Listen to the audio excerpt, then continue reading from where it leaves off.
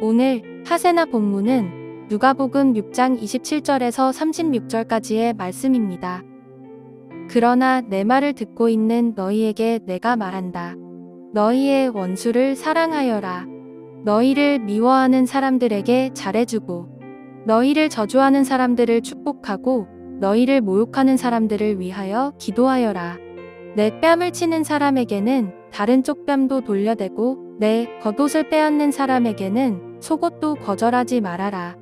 너에게 달라는 사람에게는 주고 내 것을 가져가는 사람에게서 도로 찾으려고 하지 말아라. 너희는 남에게 대접을 받고자 하는 대로 남을 대접하여라. 너희가 너희를 사랑하는 사람들만 사랑하면 그것이 너희에게 무슨 장한 일이 되겠느냐? 죄인들도 자기네를 사랑하는 사람들을 사랑한다.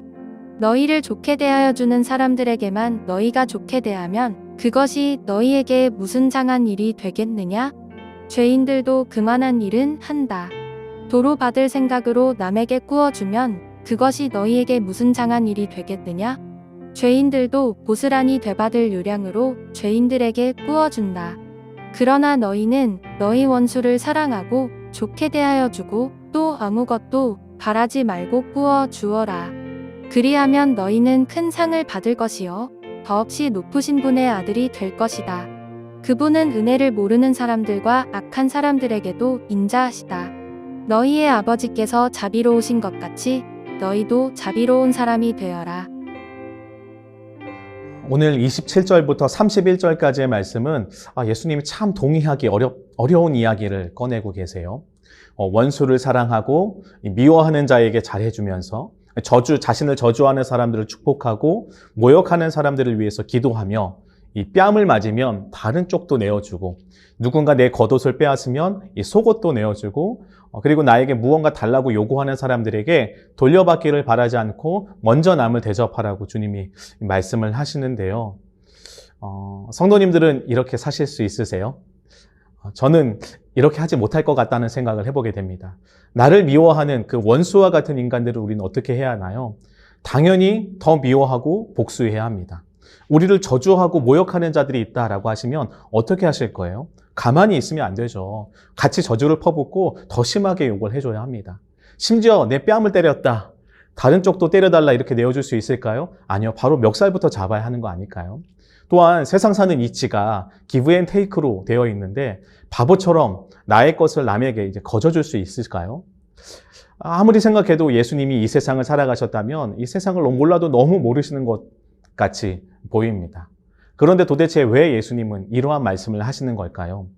우리가 먼저 기억해야 할 것은 바로 이 말씀을 예수님이 제자들에게 하고 계신다는 거예요. 그래서 예수님은 32절부터 34절까지 왜 우리가 이렇게 살아가야 하는지의 이유를 설명하고 계세요. 만약 우리가 우리를 사랑하는 사람들만 사랑하고 우리에게 좋게 대해주는 사람들만 좋게 대하면 그리고 남에게 도로 받을 생각을 하고 꾸어준다면 그것은 다 이 세상의 사람들 그리고 죄인들도 다 그렇게 하는 것이라고 말씀을 하세요. 그런데 제자들은 이렇게 죄인들과 세상에 사는 사람들의 가치와는 다른 삶을 살아가야 한다고 지금 예수님이 말씀하고 계신 것이에요. 그래서 하나님의 은혜를 입고 예수의 길을 따라가는 제자들은 세상과는 다른 기준을 가지고 세상과는 다른 모습을 보여줘야 한다라고 말씀하시는 것이죠. 그래서 35절부터 예수님은 제자들에게 어떻게 살아가야 한다고 말씀을 하시나요? 예수님은 제자들을 향해서 이렇게 말씀을 하십니다. 원수를 사랑하고 사람들을 좋게 대해주고 아무것도 바라지 말고 꾸어주며 그리고 남을 대접하듯 먼저 대접하라 이렇게 말씀을 하시죠.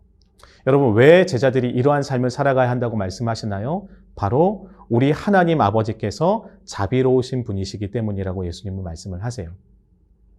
이렇게 예수님께서 말씀하신 제자의 삶은요, 분명 우리의 본성과는 좀 다른 삶입니다.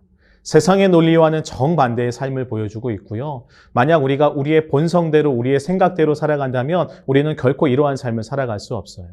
그러나 여러분 제자들은 어떤 사람들입니까? 그리스도 예수 안에서 새로운 삶을 얻은 사람들입니다.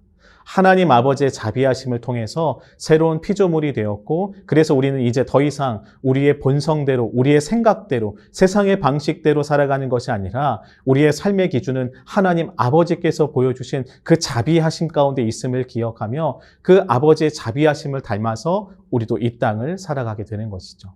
여러분, 이러한 삶을 어떤 삶이라고 부를까요? 바로 거룩한 삶이라고 부릅니다. 그래서 거룩한 삶의 핵심은요, 바로 예수 그리스도를 닮아가는 것에 달려 있어요. 우리가 예수 그리스도의 마음을 품고 예수 그리스도의 성품을 닮아 예수 그리스도의 길을 따라 걸어가는 그 삶이 바로 거룩한 삶이라고 성경은 이야기하고 있는 것이죠. 그렇게 우리가 거룩한 삶으로 나아가기 위해선 가장 먼저 기억해야 하는 것은요, 우리가 누구인지를 기억해야 합니다. 우리는 어떤 사람들인가요? 하나님 아버지의 자비하심으로 우리는 새로운 피조물이 되었습니다. 우리는 분명히 예수 그리스도의 사랑의 빚진 자임을 기억해야 하는 것이죠. 우리가 이렇게 하나님 아버지의 자비하심과 은혜를 기억할 때 예수님이 가르쳐 주신 이 제자의 삶을 살아갈 수 있게 되는 거예요. 물론 우리가 이 거룩한 삶을 살아갈 때에 완벽히 따라갈 수 없고 완벽한 모습을 보일 수는 없습니다. 그러나 우리가 지향해야 할 바를 알고 거룩한 삶을 살아가기 위해서 애쓰고 몸부림칠 때에 주님은요, 그 모습을 귀히 여기시고요, 친히 우리 삶에 찾아오셔서 우리를 온전케 해주실 거라고 저는 믿습니다. 그래서 오늘 하루 우리는 어떻게 살아가야 합니까? 먼저 우리에게 자비를 베풀어 주신 그 은혜를 좀 기억했으면 좋겠고요. 그 하나님을 신뢰함을 통해서 하나님의 온전하심 가운데 우리의 삶을 내어 맡겨서 주의 뜻 안에 머무는 삶을 살아갔으면 좋겠습니다. 오늘 하루 그 하나님의 온전하심을 경험하는 은혜를 모두 누리게 되기를 축복합니다. 오늘의 하시전은 우리 교회가 선교하는 몽골, 캄보디아 선교사님의 가정과 사역을 위해서 기도하는 것입니다. 오늘의 하시죠. 함께 하시죠.